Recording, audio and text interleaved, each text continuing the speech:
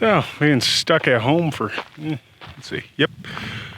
So, being stuck at home for 3 weeks is sure a motivator to go get some cardio. My fat ass hanging out at a desk all day, all the time, when I'm not out in the field doing photos. It's definitely shown, and I'm not on that steep of terrain right now. So, let's see.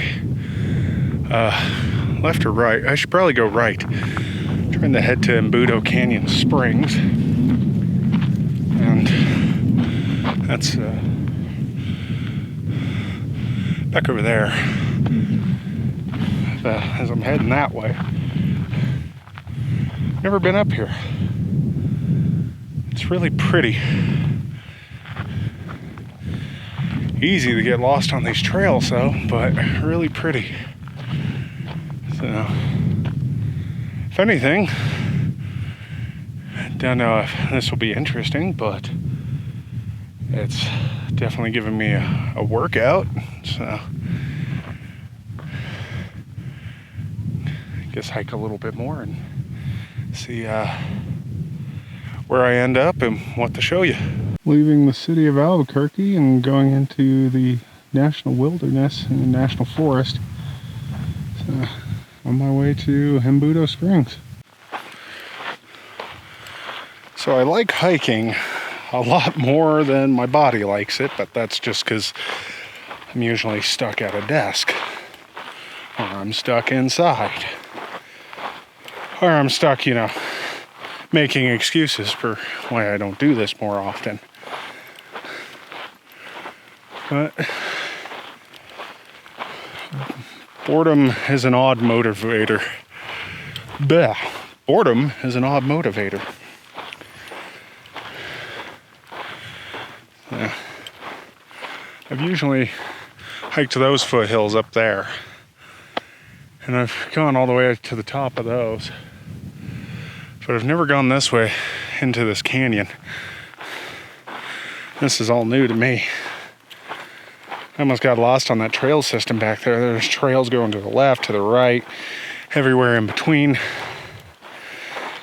Some are just looping back on themselves, mostly mountain bike trails. So, I got lost a couple of times. But now I'm on the only trail heading up towards the springs here. So, I think it's going to be neat to be in that canyon. It's definitely green over there, if you can see that.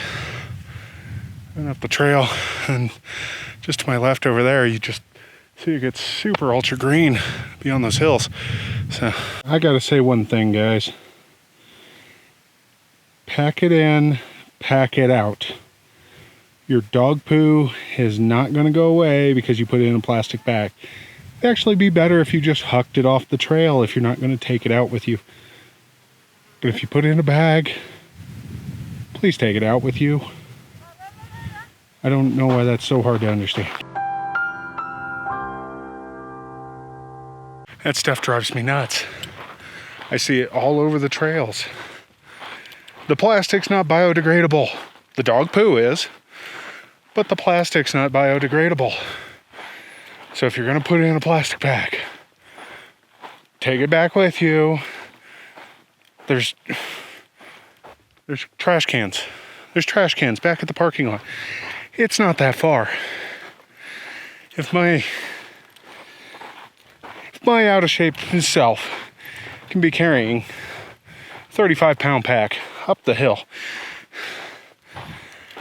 you can take 3 ounces of dog poop back down the hill. About to enter up into this canyon here. You can see it behind me.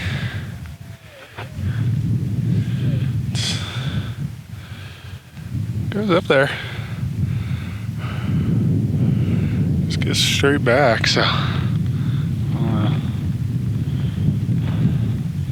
put my hat around here and show you.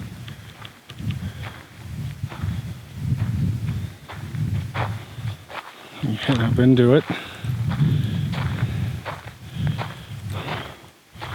There's apparently a spring up here, which I can tell there was one at one point because there's a stream bed.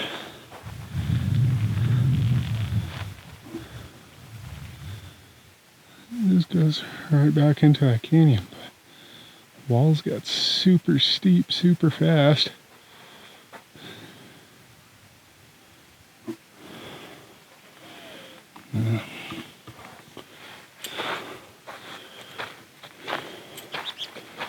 There's some really cool trees back here. Like this would be a nifty place to do a photo shoot.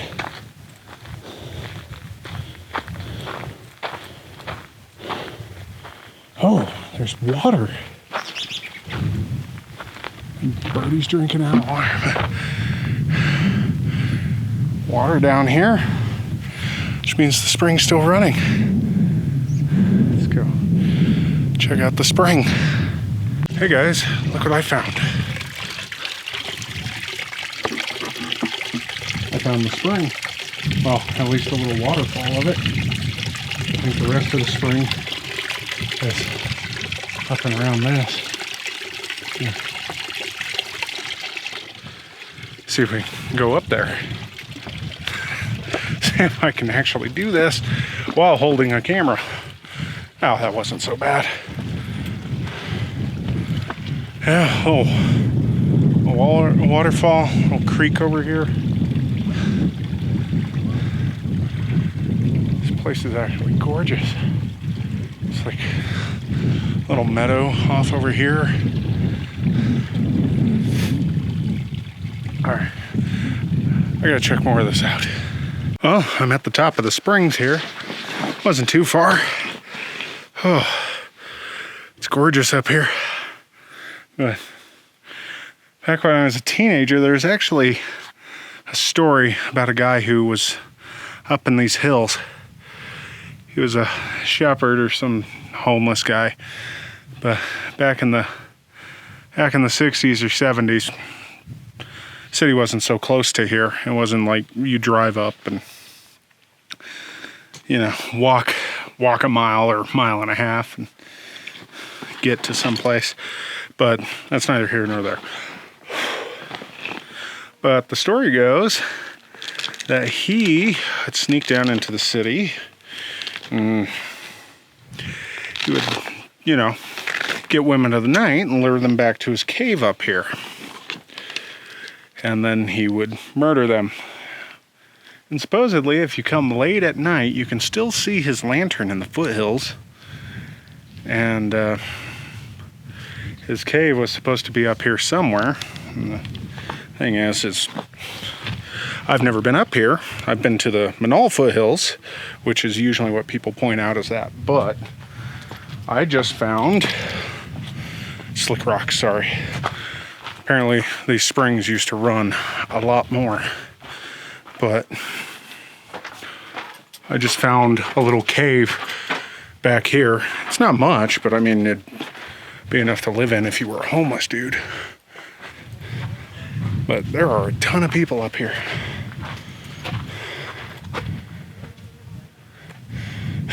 There's people. So, but yeah, super busy. So, yeah. Get some water, hang out for a bit, head back down. I guess this canyon goes a little bit further up that way. And I think I'm gonna go just a little bit further up just to see what's around the bend here. The sun's starting to go down a little bit, so brighten it up there. The trail just kind of does a circle here, and it goes up these rocks. There, so let's see. I'm up here already. Might as well venture around and see what's going on. Oof.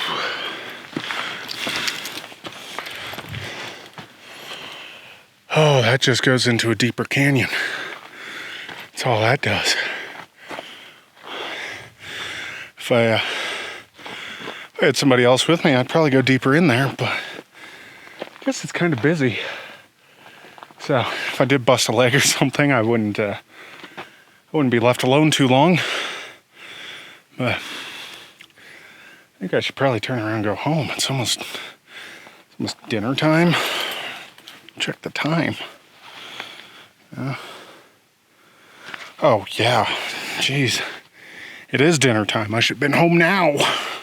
So, what the, I should have hiked back down. Because it's getting late and I still gotta go to the grocery store and go get dinner stuff. So, let's march on back down. I'll actually have some sun in my face, so the exposure should look better. All the beautiful grasses here. I don't know if you can see that, but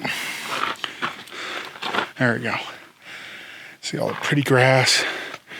Tons of trees. I bet this looks gorgeous later in the summer when everything's bloomed. It gets pretty cold up in the mountains here at night, so stuff tends to bloom a little later up here. This would be a gorgeous place for a photo shoot. Just once all this social distancing, yeah, that's the word, not quarantine, social distancing is done, then I can start shooting photos again. Well, with other people. Start doing business again in a normal sense of everything. You can see the creek down there. And I didn't even realize there was running water up here.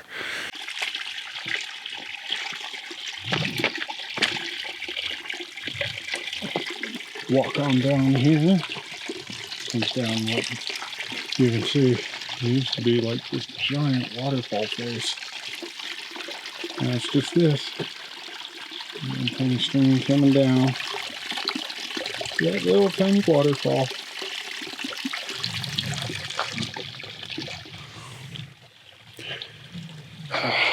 Really neat though.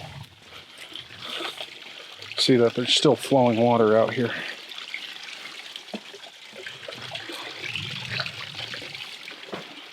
Boop.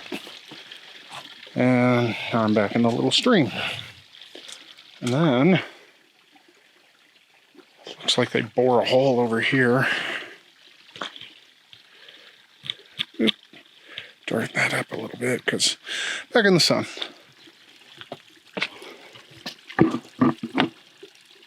Bored a little hole right here. That's pretty neat. Now the walk back down the trail. Of course, none of this water makes it down. Boop. Get my face there again. Tracking my chin.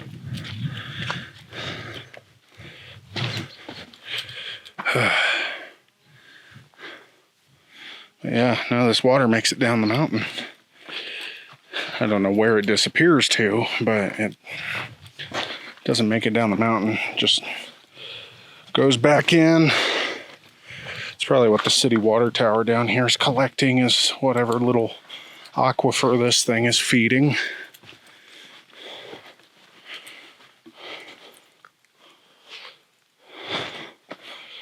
Let's see how far I can follow it. See if I can find the end here.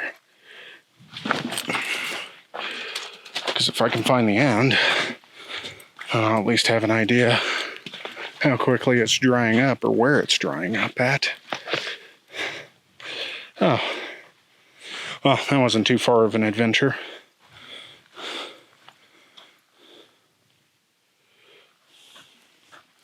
Let me show you. So it comes down as a little creek right there. Turns into this little mud puddle, and that's it. This is the end. So now walking down this big, long, dusty trail all the way back down to my car. A fun little hike, never been there before. A lot of people out though. And more people than I'm used to than when I used to walk these trails all the time.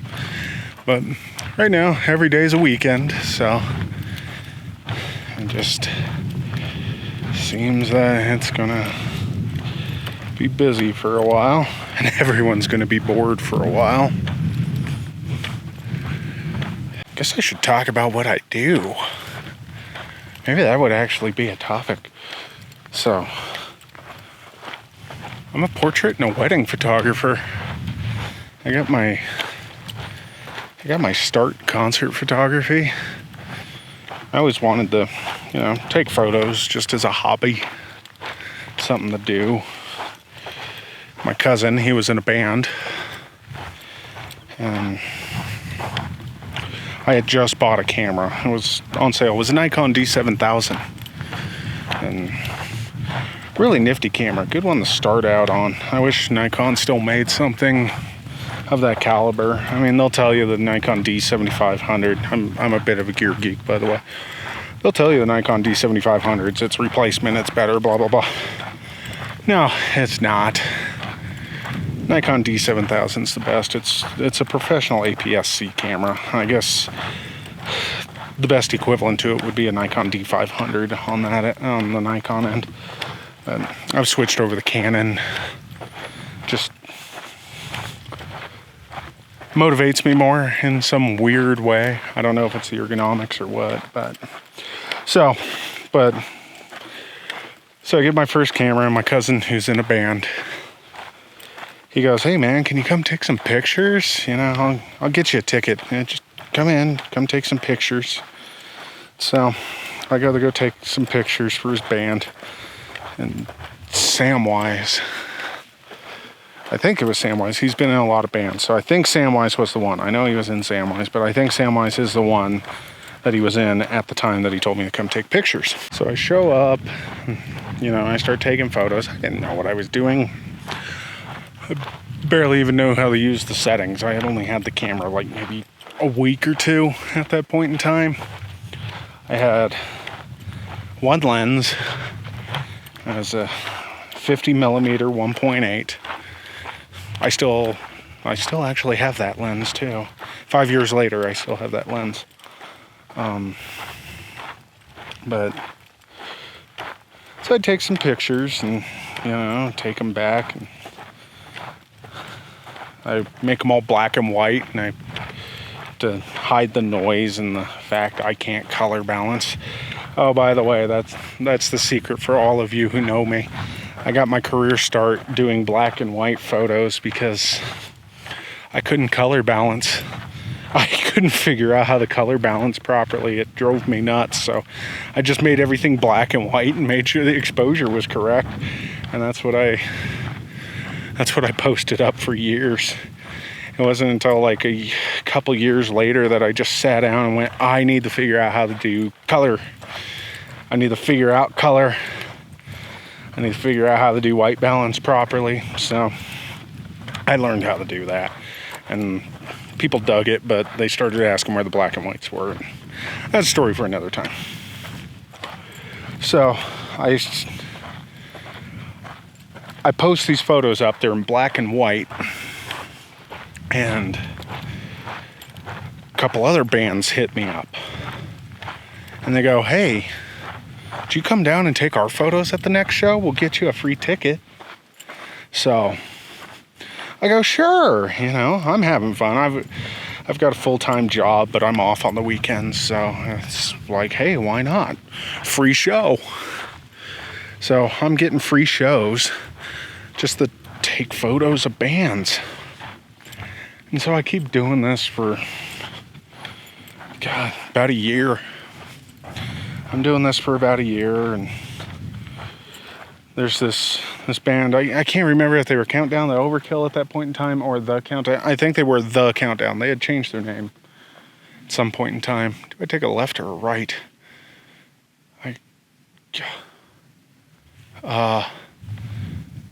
Got lost on these trails. I told you, these trails are hard. Let's go right. That's where I came from. But the countdown. So they're playing, and shout out to Jim, shout out to AJ. They're playing, and I take photos. So I get photos done of them. I'm hanging out outside. I smoked at the time, so I'm having a cigarette. And the lead singer, Jim, hey Jim, he comes up and he goes, so do I like pay you now? I'm like, what? Wait. And I'm just thinking, I can make money doing this. I can make some money. That's crazy. So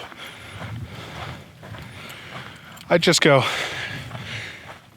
throw me 20 bucks for gas. I'll take 20 bucks for gas, because I lived on the complete opposite side of the county. I actually lived in a different county than these shows were going on at the time.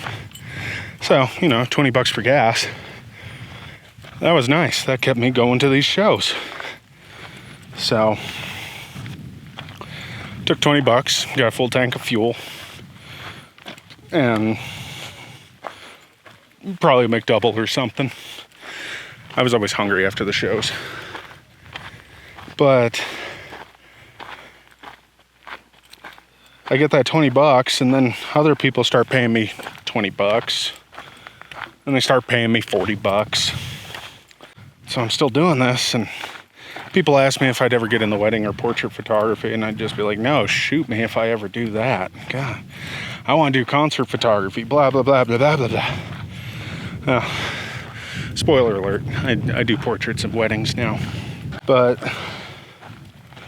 yeah, so I got my start doing concert photography, and then I went into portraits and weddings. I'll tell you how I got into portraits and weddings some other time, but it's funny. I literally got my start doing something completely irrelevant. Well, I guess not quite irrelevant in the long run of things, but definitely irrelevant in the way you think about it. Hope that wind's not too atrocious. I need a Wookiee for my mic. But yeah, I couldn't ask to do anything else. I dreamed of being a photographer since I was a little kid. I had this I forgot what type of film it was, came in this little tiny cassette. It was like this long candy bar style camera. And I just took pictures of it everywhere, and I'd beg my mother to develop the film, and you expect of a seven-year-old with a camera. Most of them were just the same thing over and over and over and over. And if it wasn't for the camera doing the exposure, they would have all been over or underexposed. A good chunk of them were underexposed because I thought I could just take pictures without flash and in the dark. That somehow it worked like that. But and then I just kind of lost touch with photography until my mid-20s, when I was just like, I've wanted a camera for a long time. I keep dropping you like down here, and keep looking up at me, look up at the boring sky. But just, I finally got back in the touch with photography, and now that's what I get to do for a living. Do I need more clientele? Yeah, that would be wonderful. Am I making enough to justify what I do? Yeah.